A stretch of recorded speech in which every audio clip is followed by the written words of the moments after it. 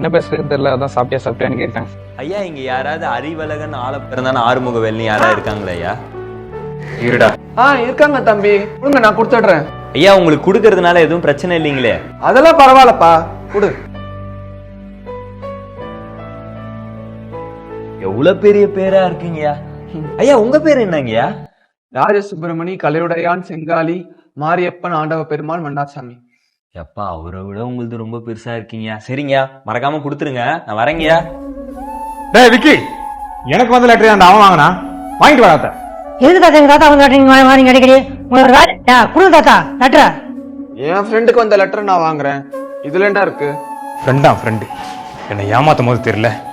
இருடி கூப்பிடுறேன். என்னடா பிரச்சனை விக்கி? தாத்தா வந்து லெட்டர் இவர் வாங்கி வச்சுக்கிறாரா? ஏன் தாத்தா இப்ப பொறுத்தவரை எங்க தாத்தா கோவப்படுத்திட்டே இருக்கீங்க? அவருக்கு பிபி சுகர் இருக்கு, எதனா ஒண்ணு நீங்களா பாப்பீங்க?